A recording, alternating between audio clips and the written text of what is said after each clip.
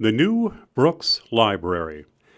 This is the new Brooks Memorial Library, erected in 1967, that replaced the previous addition on Main Street, the current site of the post office parking lot. There was much local regret expressed as a result of the loss of the Brooks Library on Main Street, demolished in 1971.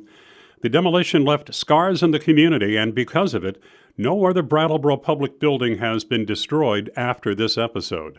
The preservation of Union Station, home to the Brattleboro Museum and Arts Center, was saved in large part due to what happened to the old Brooks Library. By 1956, Brattleboro was aware that the town would soon have to replace or renovate the old Brooks Library. The trustees adopted a policy of placing unrestricted gifts in a special building fund. Over the years, this fund grew to $32,000. From a trustee letter to the people of Brattleboro, it was said the library trustees formed a committee to plan a new building. The committee was charged with the responsibility of assembling information about library facilities and services adequate to serve Brattleboro for the future. Field trips were made to inspect new library buildings and talk with librarians and building committees, including conferences at Simmons College and a national conference in Detroit.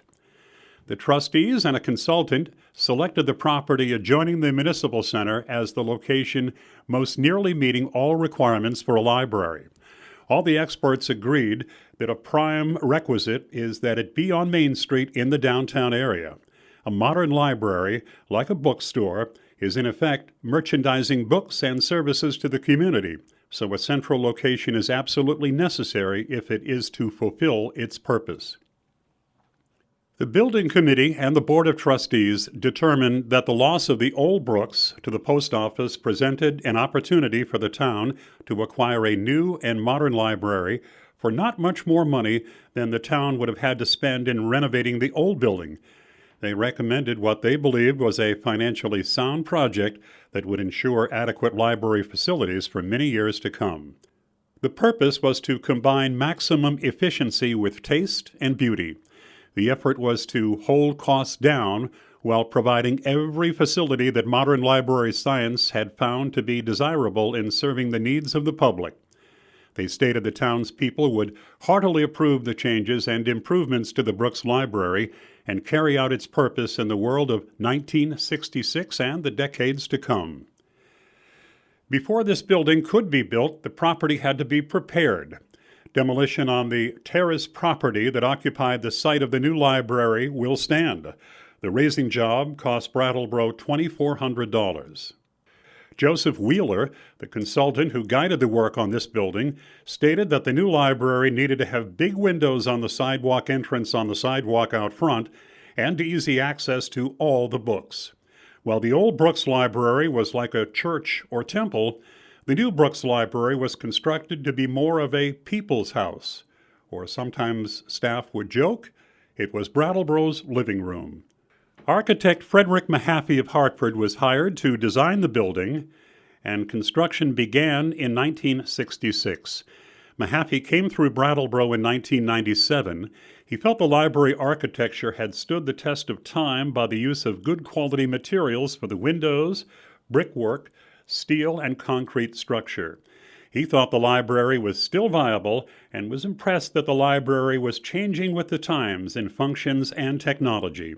Small physical changes to the building occurred from 1967 to 2016. The genealogy room expanded. Space was reclaimed from the Windham County Bar Association on the top floor. Storage for fine arts was created, and updates were made. In 1992, a Friends of Library group had formed. The trustees were custodians of an endowment fund of approximately $300,000, from which an annual income of about $12,000 helped to support the acquisition's budget.